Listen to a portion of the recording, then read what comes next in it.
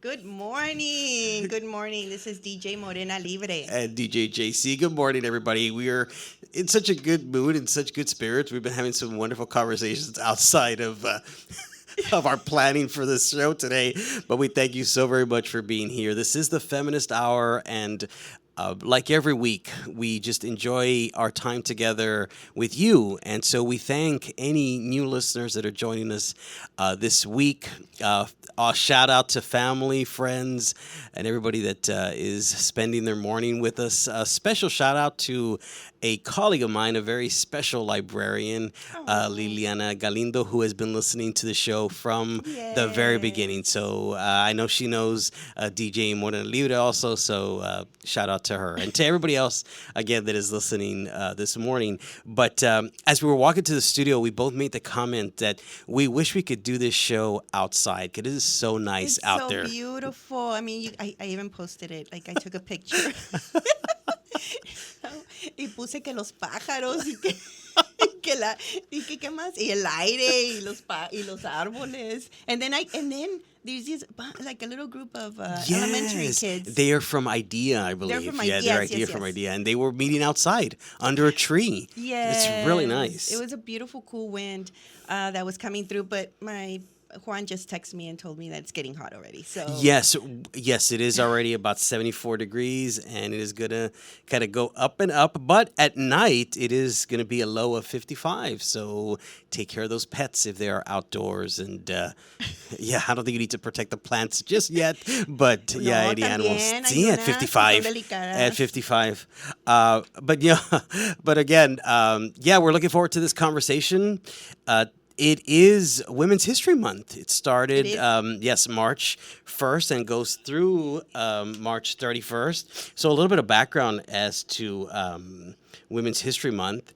It has its origins as a national celebration in 1981 when Congress passed Pub L 9728, which authorized a request of the president to proclaim the week beginning March 7th, 1982, as Women's History Week. And then throughout the next 5 years, Congress continued to pass resolutions designated, for the week to continue, and then it became a month in 1994. So Apenas. yes, in 1994. We get a 30 month. years ago. And in 1994, we got a month. And then in 95 it finally was passed. So okay. So yes, it was I was in high school. Yes, we graduated in 94. We graduated in so 94. Yes, our Fíjate, in our lifetime. yes, it became barely became a month. It became official.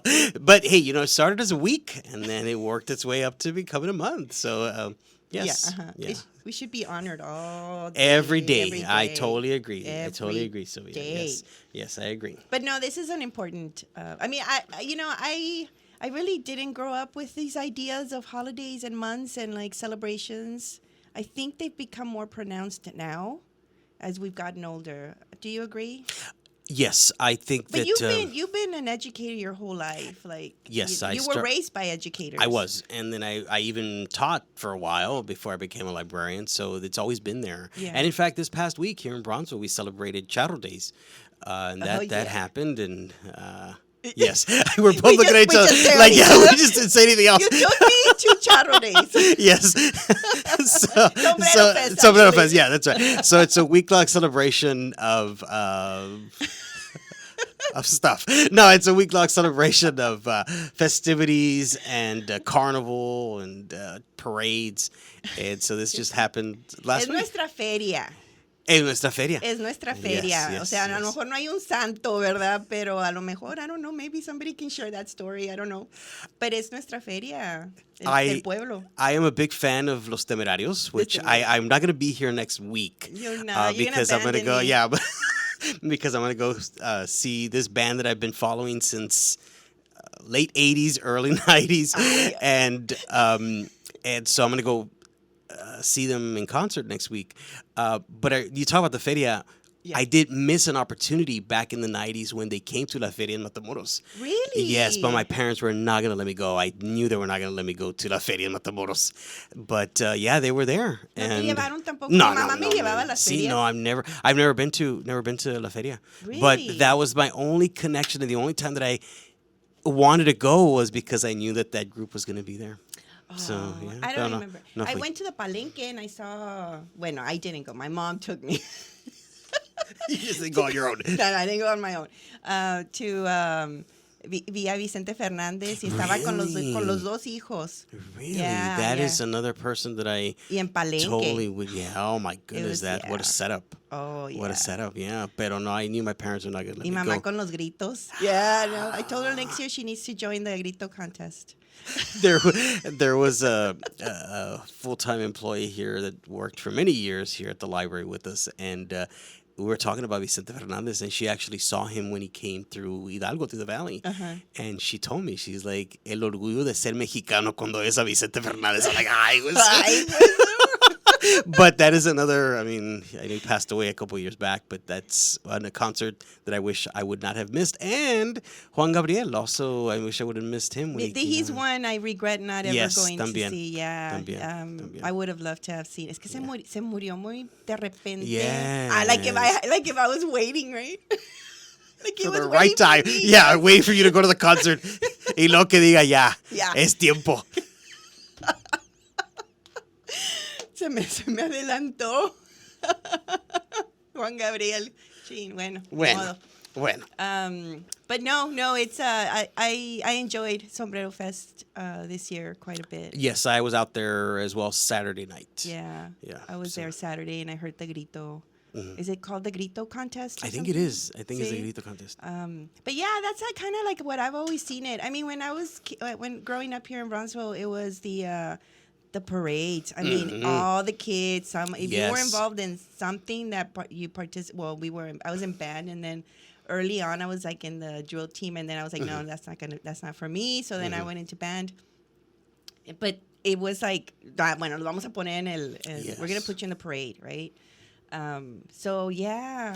I remember you would go to the Saturday afternoon parade because Yeah. it started at 1. Yeah. And then after the parade, you would kill some time because you had to go to The carnival? Yes. Saturday night. If you did not go, you had nothing to talk about on Monday when everybody. I'm serious. I remember that. I remember you were ostracized if you hadn't gone to the carnival. To the carnival And it that looked so big, Saturday. right? It did. I went to the carnival also Yeah, I last did. I week. did too, I with went my mom. Friday night, and it wasn't as big. Or maybe you say as we get older. I think as we get older, the world shrinks. I mean, it does the rickety rides. It does, but yeah, it just seems a little smaller now as opposed to when we were growing up. But I remember that was the one thing I do remember is that you had to go to the carnival that Saturday night. And we could afford it. We could with $20. With $20, we Yeah. could go to dinner before, go to Yes. the carnival, ride everything, play games, and still have money to put Yes. gas in our vehicles when we went. Con $20. Con 20. With Bueno, $20. no, I don't remember that detail, but my mom would still drop me off. So the carnival's really nostalgic for me because that's when I went with my BFF Yvette to the carnival because she was at what was that 9th grade school? That was Paredes Line in Brownsville. Yeah, Paredes Line. Yeah, so she went there after Oliveira, and so I remember which Sombrero Fest it was or which carnival, what year, but she took me so I could meet her friends that she had made at Paredes. Paredes. Oh, And that's when okay. I met my other friends. Oh, wow. While I was at Porter. And you're still friends with some of these people. Oh yeah. Yeah. We even if it's through Facebook. But I still keep in touch with friends from Porter and friends from Hannah. That's awesome. Yeah, and then Yvette. I think Yvette's been one of my oldest friends. Yeah, she has. That's awesome. Yeah, and I mean, we're out there. We still, text once in a while, and keep in touch. I know up the valley they have Hidalgo Fest, right? Which I've never participated in. And I think next week is also the Mercedes Livestock Show, I believe. It's coming up. I don't know. I don't keep track. I'm sorry. I'm not tuned in. You know what I mean? Like, even my mom was complaining about me. She was like, why don't you? I used to take you when you were a little girl, you know? I'm like, well, it's because. Oh, no, because I said it's because Juan didn't take them. You know? Sí, yes, and then yes, Juan yes. doesn't like the carnivore, doesn't yeah, like yeah, any of the yeah. stuff, right? So then she's like, but you don't have to. My mom's a single parent, right? So she's like, you don't have to wait for him to take them. So I'm like, yeah, but it didn't occur to me. Like, Yeah, because again, it didn't occur to me to take them, you know? Yeah, But they had a lot of fun. Qué We bueno. took them. Qué bueno. My mom took them, and I went with them, and they had a blast. And they've brought some pretty big names previous years to the Sombrero Fest. I mean, Los Tigres del Norte came, Grupo Bronco, and some other ones. Yo quería ir a ver a Alicia Villarreal, That was Friday night. but I missed yes. it. I mean, I wasn't going to Yeah, go to Friday that. night. But we didn't really stay for Lupillo. I don't know his music. I don't know his music either. You know, I don't know his music. Yeah. Just like I don't know much, a lot of music out there. I don't just know so music much. of today. I really don't. It's hard. It's hard to keep up. There's so much music. I mean, I think even the music production has increased dramatically. Mm-hmm. So yeah, it's hard to keep up. I have a Sirius radio on my car, and I mean, there's so many stations, but I still keep it tuned into 80s, 90s, and 2000s, and those are my presets. 80s, 90s, and 2000s. El B104. Yes, Sí, me B104. acuerdo. And you know what? Coming up, kind of a side note. Spring break in a couple of weeks, and Yes. we ask everybody to be safe. Stay safe. There's a lot that that happens both on the Mexican side as well as the island. So if you are apt to doing any partying or anything like that, please stay safe. Yeah, we do. I do. Yeah, that's a great thing to emphasize. And then we have a lot of tourists, right, that come Yes. in during this time as well, both from Mexico and from Throughout the United States. Yeah, Texas and the U.S. So it's stay safe for everyone at every level. Yeah, and if you opt to travel somewhere else, you're not going to stay here that week. Just safe travels as well. Okay, I enjoyed the island during spring break in my youth. Nunca fui. In my earlier youth. 'Cause Nunca I'm still fui. young. In my earlier youth. I never went. Really? Nunca fui. Ay, hijo de- I know, Silvia, I know. Nunca fui a la isla. Amigos, familia. Hey, let's go, Joel. Let's go to the island. Spring break. Nunca fui. And I don't even know what my excuse was for not going. I didn't go. daban ganas. No me daban ganas. No te daban ganas. Yeah. Qué padre. No. Bueno, up ahead, we are going to be talking about food. Food, one of my favorite topics. Yeah. Porque tengo hambre. No, sí tengo hambre. Ando con hambre estos días because I'm doing a detox. So we're going to be talking about that in the next segment. But yeah, thank you for showing up and listening to us. Awesome. Here we go. We're going to play Gypsy, Fleetwood Mac. Right? Yes. I recently became a fan of Fleetwood Mac, and my daughter, who is 18 years old, started listening to Fleetwood Mac. Really? Yes. Oh. And so I was like, I grew up with it. Yes, I was going to wasn't tell very you. familiar with them. Really? No, not really. My aunts, mi tía Lulu. Oh, so look, I can identify all my family members to their music. Wow. Okay. So like Angelica, mi tía Angelica, she Ramona Ayala. She'd go into the bathroom and Blast, yeah. just blast them, and then Lourdes. She would dominate on the weekends. Her music would dominate the house, right? So it was Fleetwood Mac, Carly Simon, Bee Gees, like those 70s, right? Sí, yeah. And some funk in there. And then my mom likes protest music. Ah, okay. Yeah. So, but she also likes like Mexican, well, it wasn't even Mexican, it was Latin American. Como Roberto Carlos and like of her generation, Sí, sí, right? sí, yeah. I can't name all of them, but Roberto Carlos is one like where I go to with my mom. And yeah, and then my grandparents, well, they were like in their Yes, boleros, yes, and yes, all that. yeah. Yeah. Yeah, I But my remember. mom did tell me that my grandfather used to liked que en paz descanse mi abuelo, Gladys Knight. Gladys Knight. Yeah, Wow. there's a song. It's a favorite song, and I was actually I'm gonna download it. That way we can Sure. share it later on. But let's talk about food. So you're hungry, you said. You haven't eaten this morning, or Tengo what's going on? bastante hambre. So I started. So I have. I went to the doctor just to get a checkup, right? To get myself into the UTRGV or UT Health system, right, with my insurance, because I don't have I don't take any medication, right? The only thing I drink are vitamins. So I went to the to just to get in, right, to check up, and I had been having some stomach problems. I would get these pains, and this started about maybe about 2019. That's when I started feeling the pain, and I know it was associated with food, right? So then I started doing intermittent fasting, right, just to kind of help myself.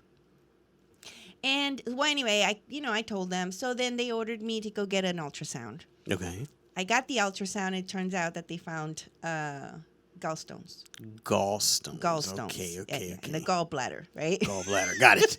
Okay. Because I know we're having this conversation earlier. La vesícula.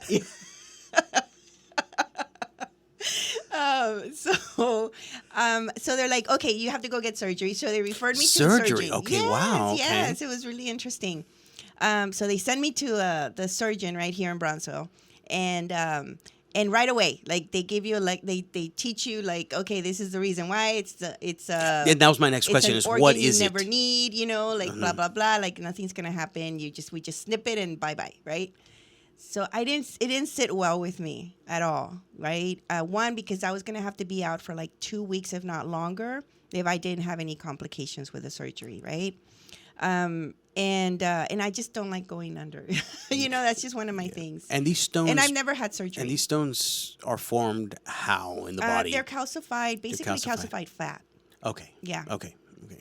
And so I was like, no, like I canceled the appointment twice. For okay? the surgery? Yeah. I For the paid surgery. $100 because each time I had to set an appointment, I had to go and see the doctor. Okay. And they charge you like $50, right? Just so you can Oh, yeah. set up No, the yes, appointment. Just set up an appointment. So I went in, and I canceled the appointment. My mom, meanwhile, my mom she takes care of herself so much, right? So she found a doctor in Matamoros, Doctora Claudia, and she's great. I went in and met her, but she uses food as medicine. Okay. So she put me on a program, a 2-week, 14-day program where it's just completely plant-based with no sugars, just completely plant-based. So, ¿qué comes? I mean, what do So you in eat? the morning, it's a tonic. They're tonics, and I alternate.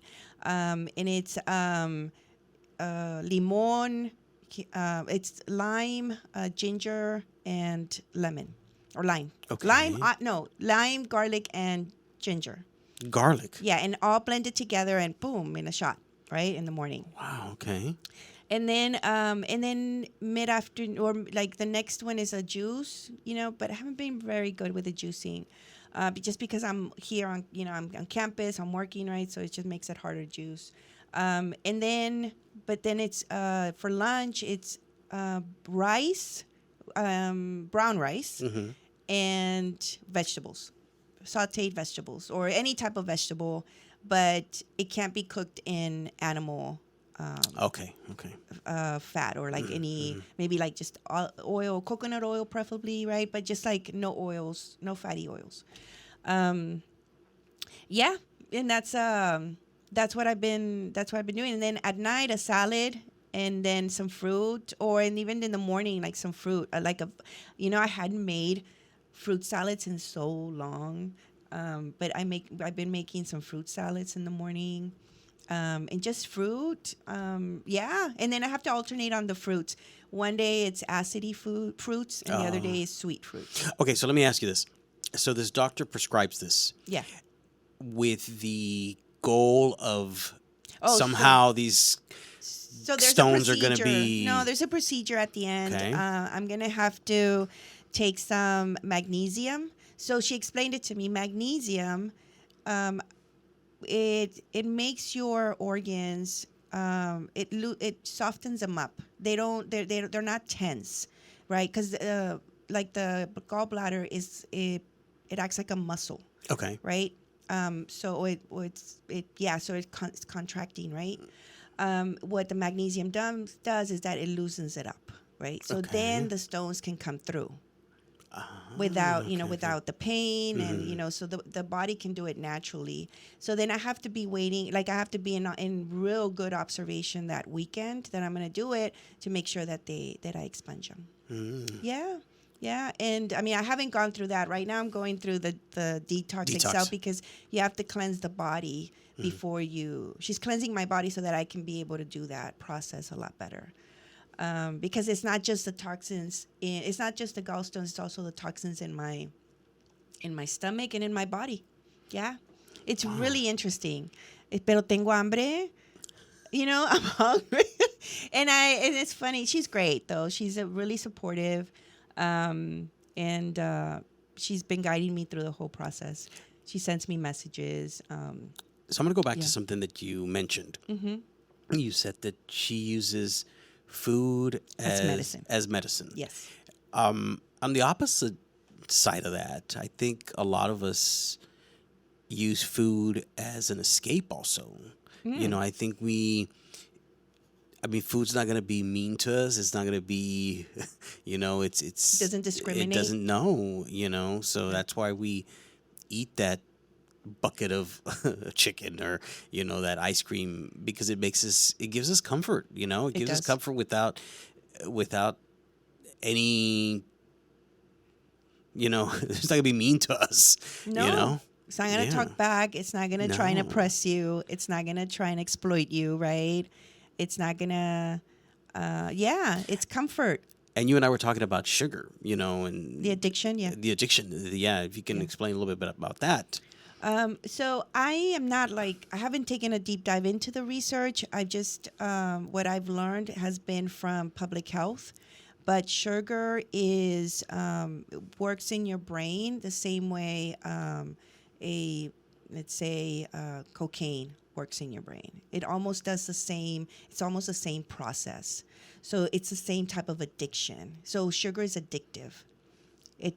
So they studied brains, right, and comparing brains who have undergone some kind of, they've done, let's say, they compare it to somebody who uses cocaine versus somebody in sugar, and it's the same process your brain goes through. So it's an addiction.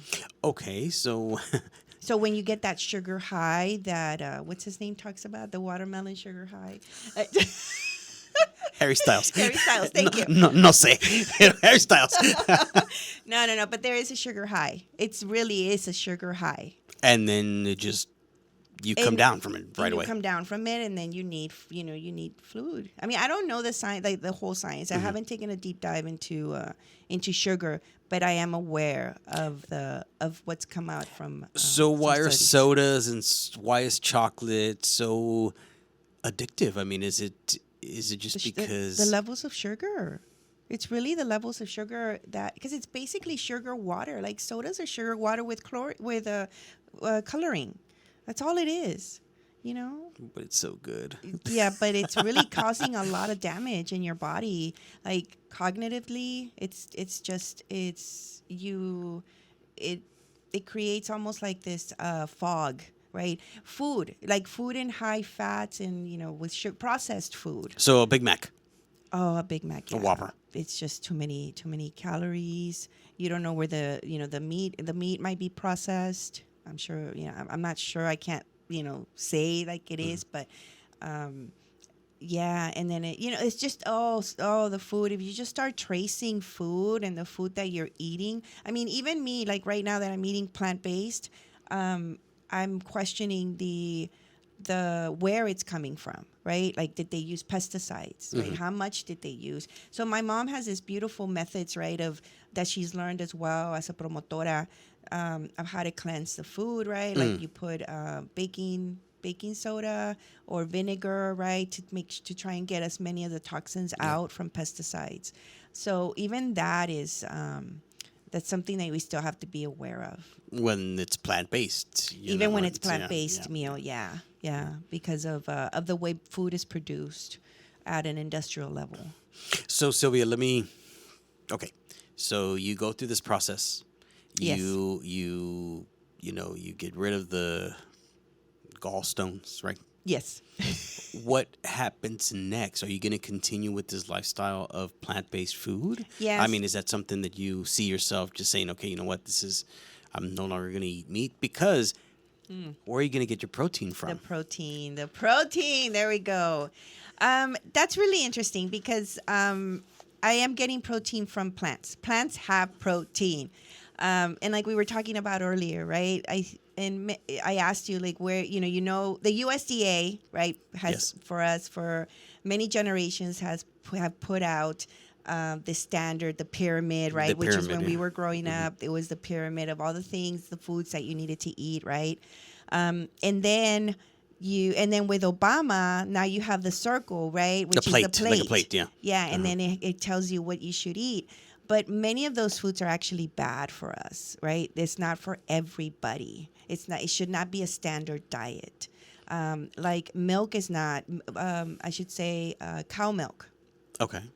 It's not good for everyone. It might give you, they promote it as calcium. You also have to think how much these industries play a role in the marketing that's involved in selling us certain foods, and how much influence they have in policy for the government to make these part of the standard diet, the U.S. diet. So let me ask you this. And I just took it like... growing up, and even with the changes recently with Obama, and you're looking at the plate, right? It never promotes plants or vegetables as that source of protein. Well, no, it doesn't. It doesn't. It puts protein as meat. As meat. And why do you think that is? Well, because I would think of the meat industry. Exactly. Right? I was a huge lobbying firm too. I saw something, and I'll take you back a little bit, and we can continue this part of it. But do you remember growing up how, at least at the time, how good the school lunch was? I remember like cafeteria food being really good. I remember really good. The biscuits in the morning. Okay, the pizza. I remember that square pizza. I hated that. Okay, that square pizza was really popular, right? It was. And so I was looking into something the other day, and they were asking, why was that pizza so readily available? And there was this surplus of beef and cheese at the time, and working with the government. Wow. Yes, and that's why that pizza was so prevalent everywhere. I mean, I remember Pizza Day being really popular. Yeah. And then you'd barter. You'd make deals with. No, I'm serious. Te doy el jugo y la leche por la pizza. But and it becomes nostalgic, right? Yes, it does. And then your taste buds get trained. Yes. Yeah. Or indoctrinated, I should say. Yeah, that's the second time I hear that term today. But anyway, I know. Yeah. I'll tell you why later. Yeah, no. But going back to what you were saying, and sorry to interrupt you, but the fact that beef is prevalent in that plate, and we don't hear about vegetables. Vegetables are the vegetables, and there's that you're supposed to get that many servings. You have a portion of vegetables, right? But for. the main centerpiece is that protein, right? And they should be from animal products, right? And again, that goes back to the big industry, right, behind it. I don't remember in the 90s, I think when Oprah spoke bad Oh, about, yeah, about the right? pork industry. No, it wasn't the beef. The beef, I beef. think it was Yes, the the beef, beef. beef. Okay, beef. And beef they industry. like You're right, almost the like beef. she was banned from ever walking into Yes. Texas, right? Like it was a big Uh-huh. deal. I mean, look how much power those Yes, that's industries true. have, right? That industry has. That's true. I remember that. So that just tells you a little bit about how much it's manipulated our plate, right? To think that, oh, beef is something that we need to get. That's where we get our protein from. And that's the only place or source of protein that we get, right? So yeah, it's just it just shows you a little bit of how we've been, how all these different forces and systems, right, are playing a part in how we think of how we treat our bodies. And how we eat. Yeah, I mean, well, eating What is we part of drink. how we treat our body, right? Mm-hmm. Because it's I've lost a ridiculous amount of weight just in being completely plant based, you know, and I've lost weight that I hadn't been able to lose in decades, right? So it's for me, it's really it just changed the way it's making me think.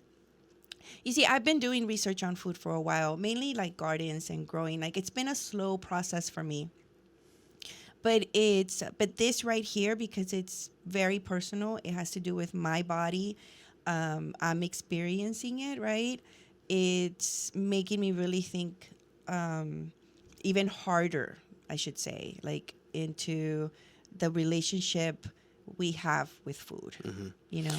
So, for anybody that's listening and is interested in a plant-based diet, what would, you know, Oh, what yeah. would be some of the things that they're going to contend with and like deal with when they start? I mean, Like that, I had a student. Let me give you. Sorry, I interrupted, and I'll answer your question in a bit about where can they find, right, some sources. But I had a student who told me we were talking about food in my class, in my environmental studies class, and she actually said, well, we need protein, right, from meat, and I had to tell her, like, no, there's also protein in plants, right? But that's what they're also being taught in nutrition. yes, that's what I'm saying. I mean, we look at that plate. Yeah. I mean, and I used to be a teacher, and that pyramid at the time, it was the pyramid, and at the top of the, or no, not at the top, but a significant portion was that protein from meat. Yeah. So yeah, that's the way we grew up, and that's what we know, and that's what we have been told. Yeah. I mean, and I think one of the things going back to your question, what they have to contend with, right? Yeah. So let's say somebody decides this weekend, you know what, I like what they were saying, thinking about that, I want to do a plant-based diet. Was there ever a time that you said, "Why am I doing this?"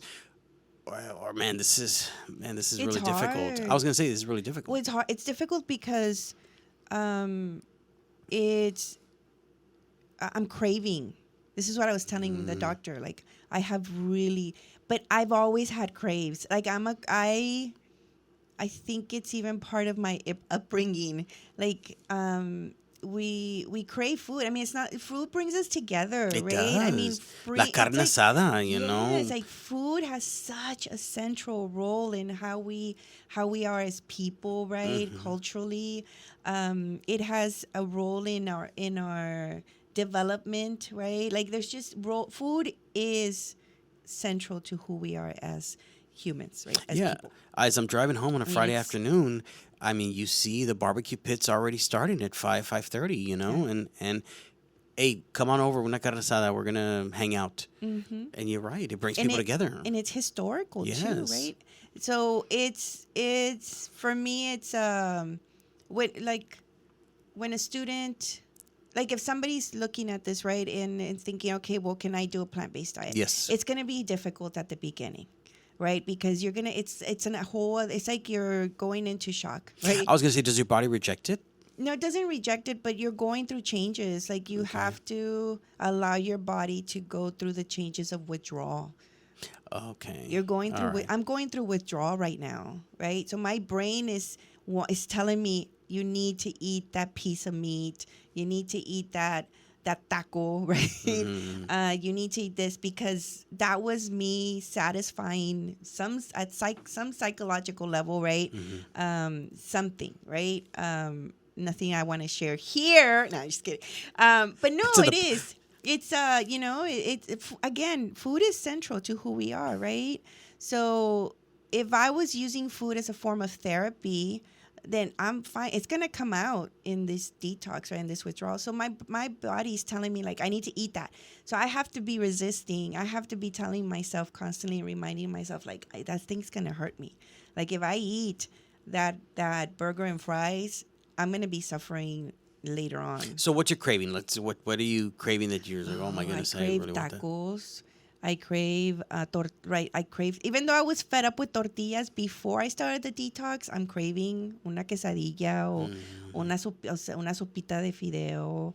I'm craving I've been craving eggs. I have this, like those Tom and Jerry or those old cartoons where they would put the steak, in front of like the simmering steak. Yeah, yes. When the dogs were like sleeping Oh yeah, or yeah, something. yeah. That's what they're dreaming That about. was what they're dreaming That's what they're about? dreaming about. Okay, Yeah. that's I'm dreaming of a steak right now. Oh. Yeah, but I have to be constantly making myself aware, like reminding myself, like, okay, this is just I'm addicted, right? I'm in withdrawal right now. For 4 years, Sylvia, for 4 years, I decided that I was not going to eat meat. So I gave up meat, pork, chicken. I'm not too much of a fish fan, to begin or fish eater. But my reasoning was different. I didn't do it for health reasons. I did it because there was an incident in Brownsville where PETA came down and they were protesting outside of Kentucky Fried Chicken on Boca Chica. Really? Yes. And the manager of Kentucky Fried Chicken threw a bucket of chicken at these protesters from PETA. Aquí In Brownsville? Yes. And I'll admit, I looked into it, and I went to the PETA website, and I started looking at the treatment of animals at the slaughterhouses. Yeah. And that, I'm not going to lie to you, so from one day to the next, I gave up. And I said, oh, this is only going to last a week. It's only going to last a month. It's only going to last... Next thing I know, I'm doing this for 4 years. Yeah. But in a moment of weakness, and I still remember, it was a Friday, and I was working at the library, but across campus, there was a McDonald's right next to us back in the day, UTB, TSE. Yeah. And for 4 years, I'd been fine. Comía por mugrero, but I did not. But you That's why. So I never lost any weight you because managed. never lost any weight because I was eating just things. I mean, but honestly, and friends and family be like, nah, you were eating meat escondidas. No, honestly, for 4 years, I did not eat pork. I did not eat meat. I did not eat chicken. And then one day, honestly, one random Friday, I got the urge for a chicken sandwich from McDonald's. So I go to McDonald's. I get that chicken sandwich. I come back to my office. It was the club, the one that has bacon and the one that has... So I went from one extreme to another. Wow. Sylvia, I ate this so quickly, and I was looking for little pieces of chicken or bacon that I had left behind. The crumbs. And that was it, Sylvia. I went back to... But for 4 years, I did this. You became a meat junkie again. Exactly. Yeah. But my reasoning was because of this, again, propaganda, I guess, or whatever, of PETA's and then website. now, like, they manufacture the taste of the burgers, of the meat. So I don't even know if it's real meat, but if it is, it's like they make it to where it tastes a certain way. Like the Burger King burgers. Oh, yeah? They taste charred, but they're really not. No, yeah, that's one of the things that I discovered was the Morningstar Farms burgers, the Boca burgers, and that's kind of what I sustained when I felt like I needed that taste. Yeah.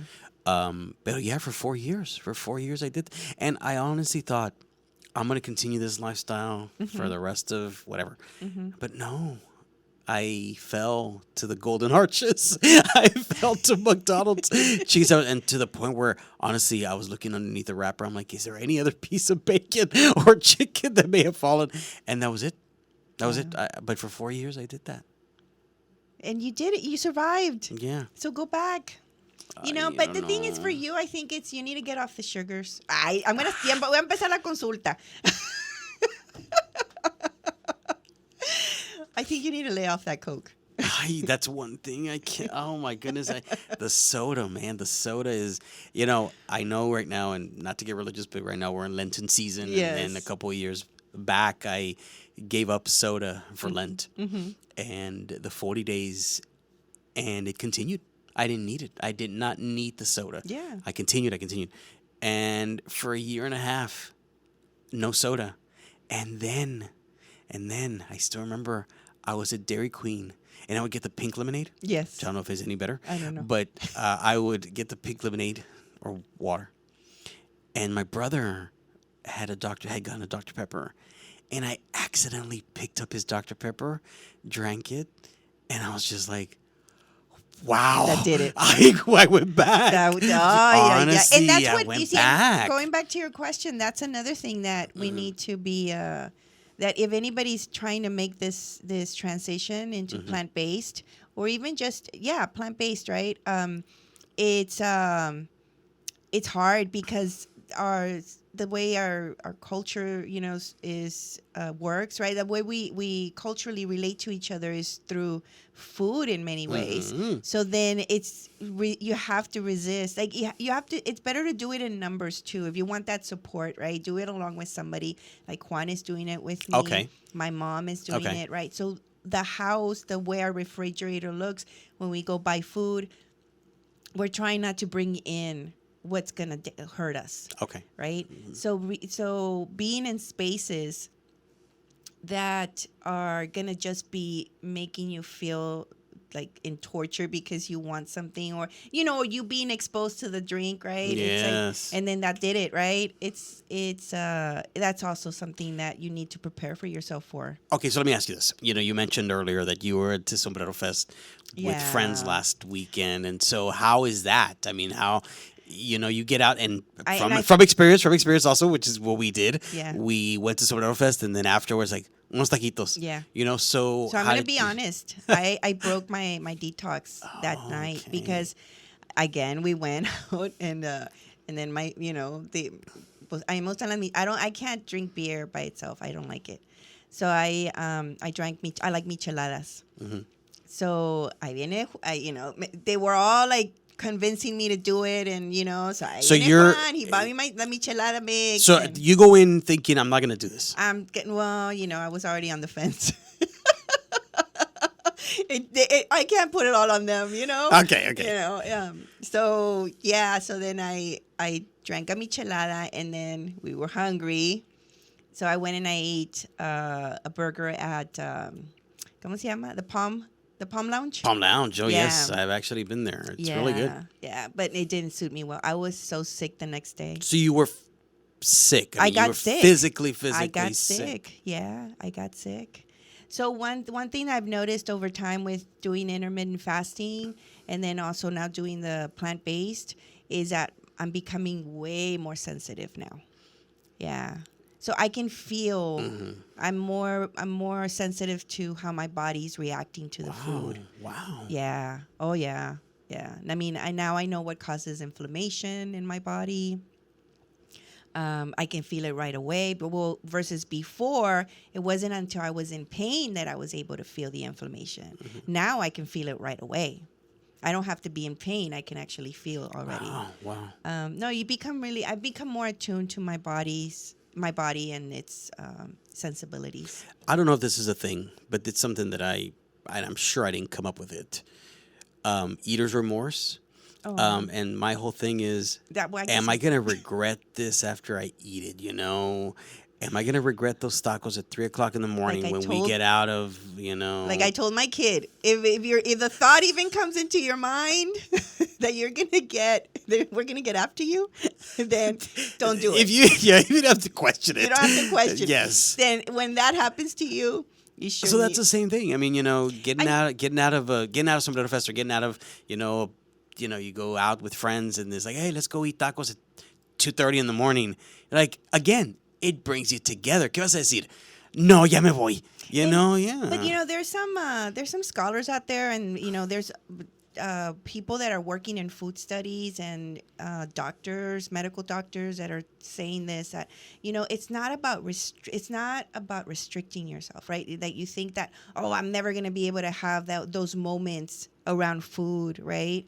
But it's about being more aware of what you're eating, right? What you're putting into your body, being aware that what you put into your body matters, right? To your well-being, right? To the way you're going to function moments after you start eating, moments after your food's been digested, right? But much of this isn't taught in schools. No. I mean, you as an educator, right?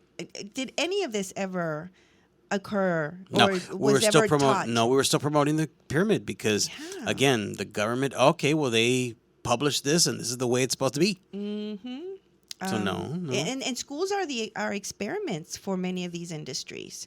There are policies where we can't take garden food grown from the garden into school kitchens, because Cisco or another company, food company, distribution company has The contract with the school. a contract. With the district. Or whatever. Exactly, right? So those, I mean, that's problematic, right? And yeah, I mean, those are some of the barriers, right? The structural barriers that we run into.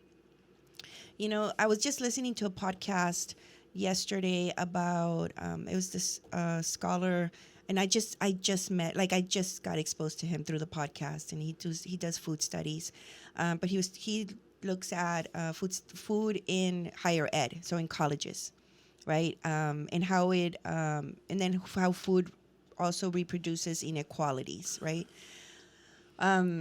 So yeah, he was talking about how even that he's seen a large number of students of color hungry at universities, at colleges. They don't have enough food.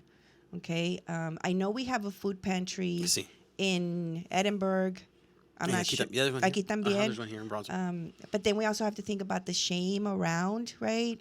Going to maybe a food pantry, right? Like, we have to think about all those barriers that are not allowing, where there's not enough access to good quality food, right? Because it's no longer about just having food. I mean, it is in some cases, right? But then, once we break from that and we start thinking about, well, how can we have good, and once our bellies are full, right? Then we can start thinking about, okay, well then, what kind of food am I eating? Is it quality food? Where's it coming from? Is this, what soil is the water? Is it clean? Is it clean soil?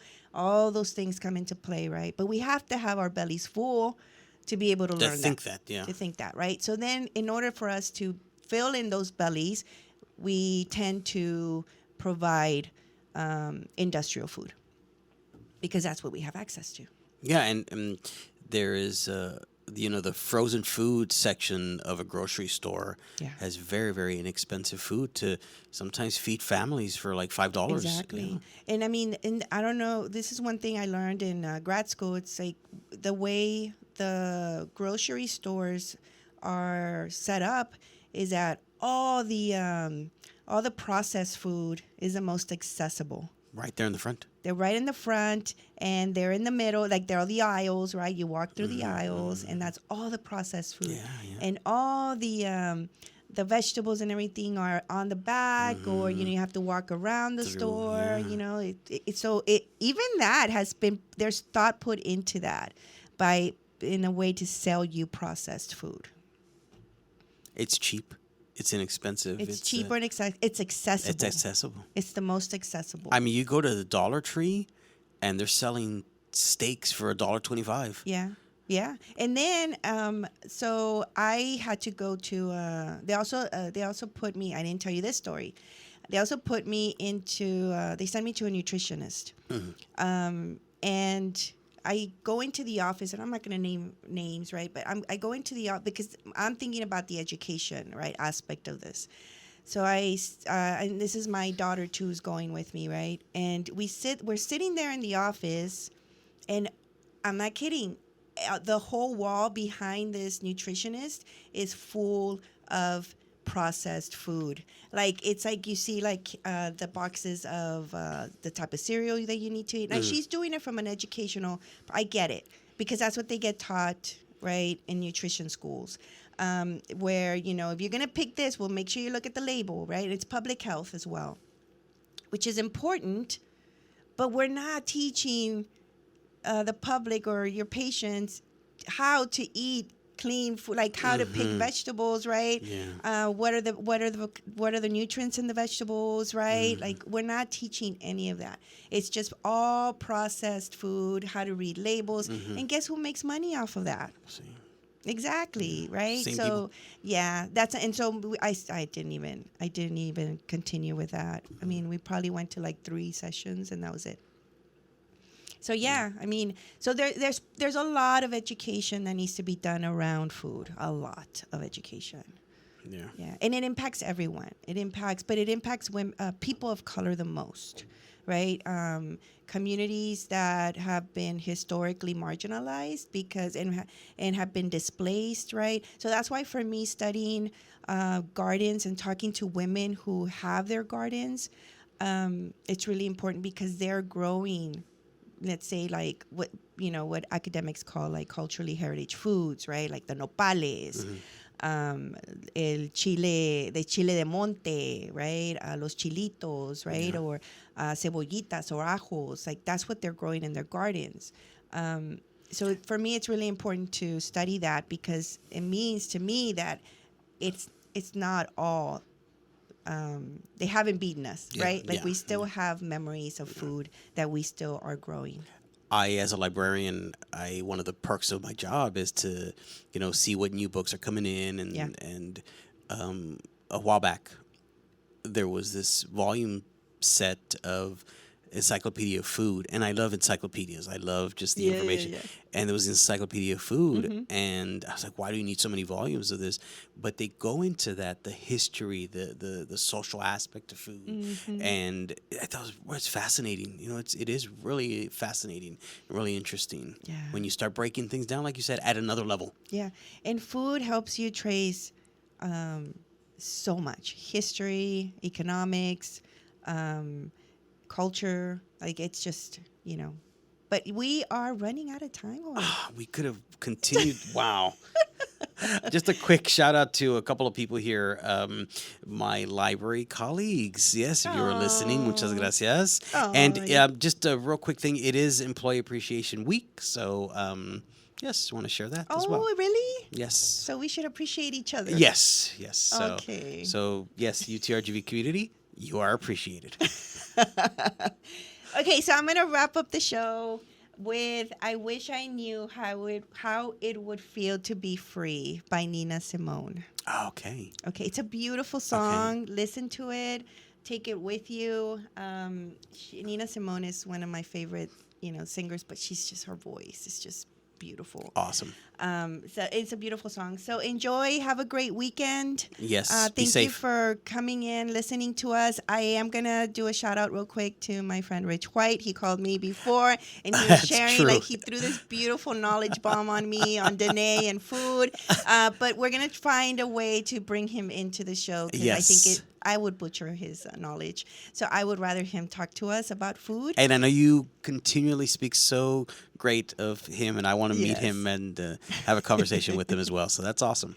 And then thank you to Vaquero Radio and all the students. They've been great, and we have they moved the mic so that I can sound better. So I appreciate that. And then we are going to get new mics soon. Yes, so, we're actually looking at the box right now, but they haven't been set up. but they're here. They're right next to us. Hey. They have to study. They have to study, though. We totally understand. But everybody, please be safe. I will be out for a couple of weeks. But honestly, look forward to many more shows. And so thank you very much. Thank you, Joel, because DJ, JC. I know. Next season, it will change. Bueno, have a great weekend, everyone. Have a good one, Here's everybody. Nina Thank you Simone. so much. Bye.